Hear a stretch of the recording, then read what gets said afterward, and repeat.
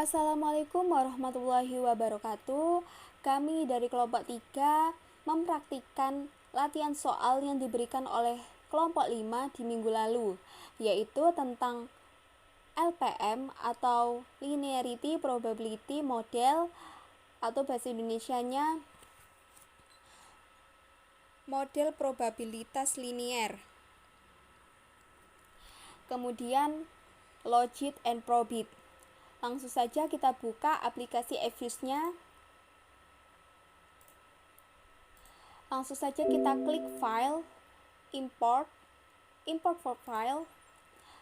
Kemudian kita langsung cari datanya. Di sini saya menamai datanya yaitu data LPM.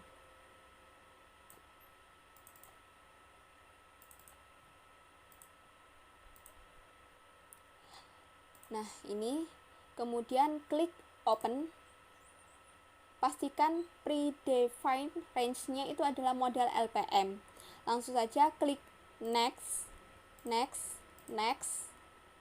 Finish, No. Setelah muncul seperti ini, langsung saja klik Quick Estimate Equation dan langsung saja ketik Y, C, X1, X2. Pastikan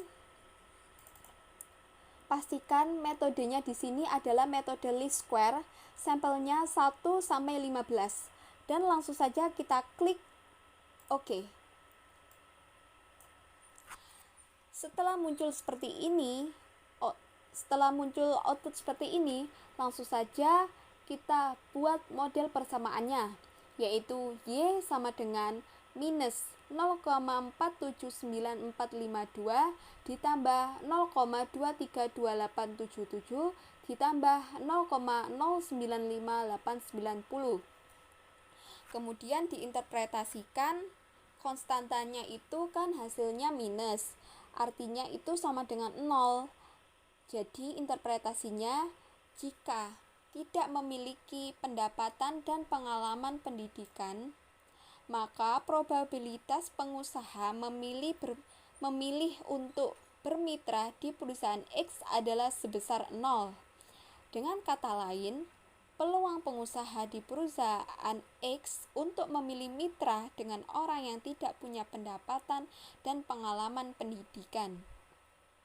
Kemudian yang kedua, nilai koefisien X1-nya itu kan sebesar 0,232877. Artinya, jika terjadi peningkatan satu satuan pendapatan, maka dapat meningkatkan peluang pengusaha memilih mitra sebesar rata-rata 0,232877. Kemudian, X2-nya atau pengalaman pendidikan mempunyai nilai koefisien sebesar 0,095890. Artinya, jika terjadi peningkatan satu satuan pengalaman pendidikan, maka dapat meningkatkan peluang pengusaha memilih mitra sebesar rata-rata 0,095890. Di dalam LPM ini atau model probability linear, kita juga perlu untuk menguji uji F dan uji T, di mana uji F adalah suatu uji untuk menguji suatu variabel secara bersama-sama, misalkan X1 dan X2 terhadap Y. Kalau uji T itu adalah uji yang digunakan untuk menguji variabel secara sendiri-sendiri, misalkan X1 terhadap Y, X2 terhadap Y gitu.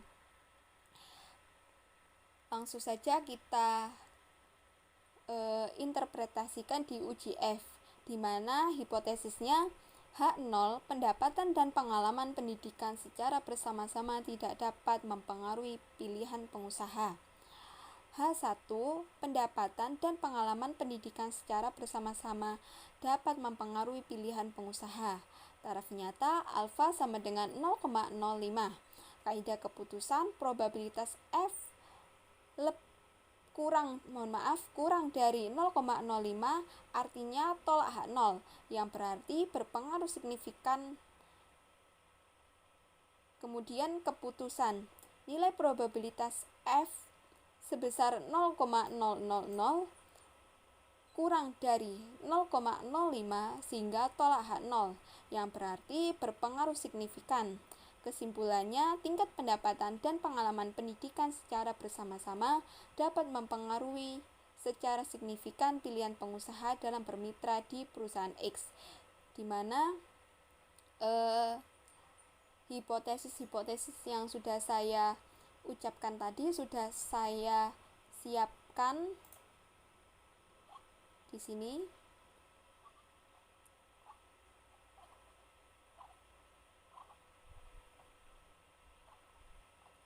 Nah, seperti ini.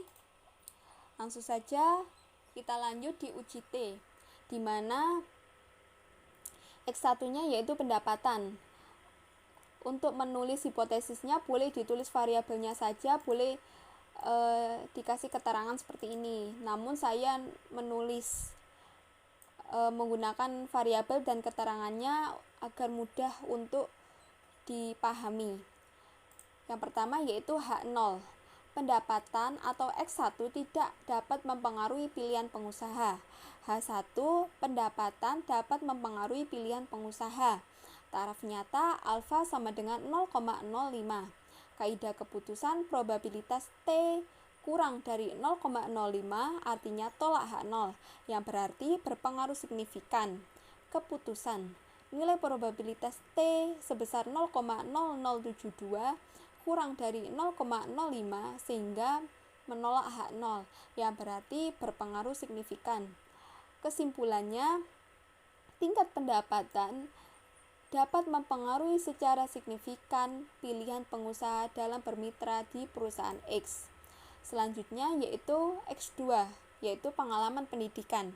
Hipotesisnya H0, pengalaman pendidikan tidak dapat mempengaruhi pilihan pengusaha. H1, pengalaman pendidikan dapat mempengaruhi pilihan pengusaha. Taraf nyata alfa sebesar 0,05. Kaidah keputusan probabilitas T kurang dari 0,05. Artinya tolak H0, yang berarti berpengaruh signifikan. Keputusan nilai probabilitas T sebesar 0,0577 lebih dari 0,05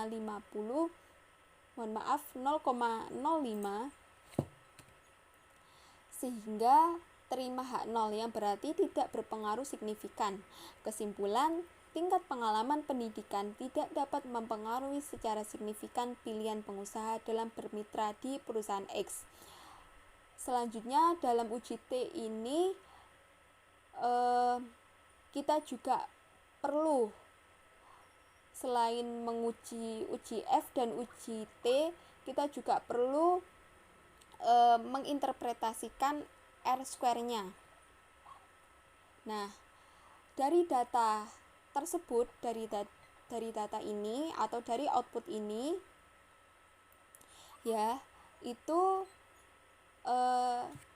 mempunyai nilai R-square-nya itu sebesar 0,931507, yang artinya sebesar, kalau dijadikan persen itu 93,15%. Ini saya ambil angkanya tidak lengkap, jadi diambil seperti ini, 93,15%. Tingkat pendapatan dan pengalaman pendidikan dapat mempengaruhi pilihan pengusaha untuk bermitra di perusahaan X. Sedangkan sisanya sebesar 6,85%. Ini didapat dari mana? Didapat dari 100 dikurangi 93,15 ini, hasilnya 6,85%. Dipengaruhi variabel lain di luar model.